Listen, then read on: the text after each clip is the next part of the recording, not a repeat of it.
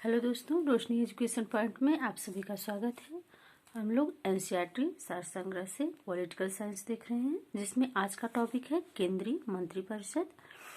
तो चलिए हम अपने सेशन को स्टार्ट करते हैं। आज का पहला प्रश्न है, केंद्र सरकार का प्रमुख कौन था? तो प्रधानमंत्री। प्रधानमंत्री जो होता है वो केंद्र सरकार का प्रमुख होता है।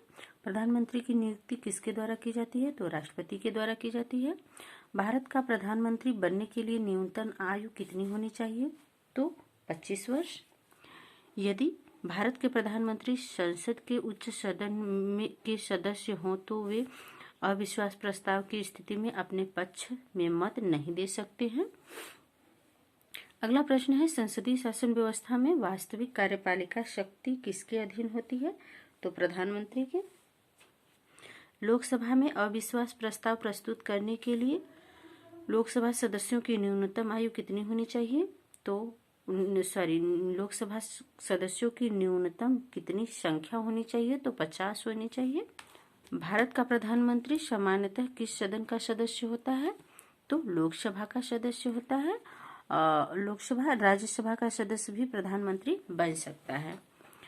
अगला है, भारतीय संविधान का अनुच्छेद 75 प्रधानमंत्री एवं अन्य मंत्रियों की नियुक्ति मंत्रिपरिषद के आकार एवं उत्तरदायित्व का निर्धारण करता है।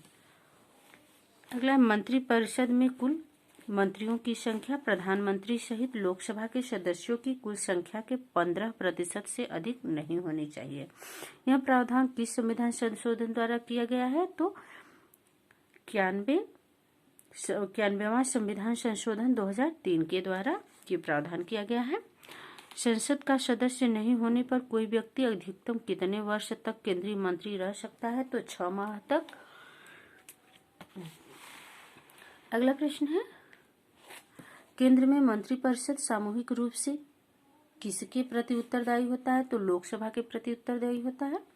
भारत के संविधान के किस अनुच्छेद में यह प्रावधान किया गया है कि प्रत्येक राज्य की कार्यपालिका शक्ति का इस प्रकार प्रयोग किया जाएगा जिससे संघ की कार्यपालिका शक्ति पर कोई प्रतिकूल प्रभाव न पड़े? तो यह अनुच्छेद 257 के तहत कहा गया है। लाभ के पद का निर्धारण संसद एवं राज्य विधानमंडल द्वारा तय किया जाता है।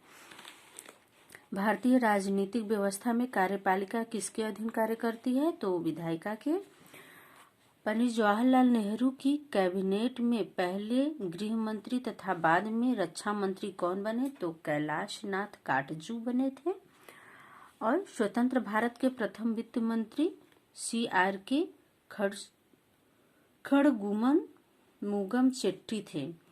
CRK खड़गुमन शेट्टी थे। भारत के किस प्रधानमंत्री का विदेश में आकस्मिक निधन हुआ था? तो लाल बहादुर शास्त्री का विदेश में निधन हुआ था। अपने प्रधानमंत्रित्व काल में कौन सा नेता एक बार भी संसद में उपस्थित नहीं हुआ था? तो चौधरी चरण सिंह थे। संविधान के किस अनुच्छेद में मंत्रिमंडल शब्द का प्रयोग किया गया है? तो अनुच्छेद 352(3) में। श्वेत पत्र भारत से संबंधित आधिकारिक दस्तावेज है। जो श्वेत पत्र है भारत से संबंधित आधिकारिक दस्तावेज होता है। संघीय मंत्रिमंडल का पुनर्गठन किसके प्रतिवेदन पर आधारित था? तो गोपालास्वामी आयंगर के। अगला देखते हैं, परिषद तथा मंत्रिमंडल में अंतर क्या होता है? तो एक तरफ परिषद है और दूसरी कॉलम में मंत्रिमंडल है। पहला, कैबिनेट स्तर के मंत्री राज्य स्तर के मंत्री एवं उप मंत्री होते हैं मंत्रिपरिषद में, और मंत्रिमंडल में तो इसमें केवल कैबिनेट स्तर के ही मंत्री शामिल होते हैं। यह एक संवैधानिक निकाय है। इसका वर्णन संविधान के अनुच्छेद 74 व 75 में किया गया है और 44वें संविधान संशोधन 1978 द्वारा अनुच्छेद 352 में मंत्रिमंडल शब्द को जोड़ा गया, जो संविधान के मूल पाठ में नहीं था। इसे बाद में 44वें संविधान संशोधन द्वारा जोड़ा गया है। मंत्रिपरिषद में देखें तो सैद्धांतिक रूप से मंत्रिपरिषद को संघ की समस्त कार्यपालिका शक्तियां प्राप्त है, परंतु मंत्रिमंडल द्वारा इसके कार्यों का निर्धारण किया गया है। और वहीं पे मंत्रिमंडल देखें तो व्यवहारिक रूप से मंत्रिमंडल सदैव मंत्रिपरिषद की शक्तियों का ही प्रयोग करता है और मंत्रियों के कार्यों का निर्धारण करता है। मंत्रिपरिषद में देखें चौथा पॉइंट, तो मंत्रिमंडल द्वारा किए गए नीतिगत निर्णयों का क्रियान्वयन मंत्रिपरिषद द्वारा किया जाता है और नीतिगत निर्णयों को क्रियान्वित करने के लिए यह मंत्रिपरिषद को निर्देश देता है तथा निर्णयों के क्रियान्वयन की निगरानी भी करता है।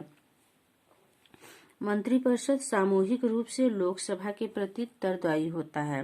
मंत्रिपरिषद जो होता है वह सामूहिक रूप से लोकसभा के प्रति उत्तरदायी होता है।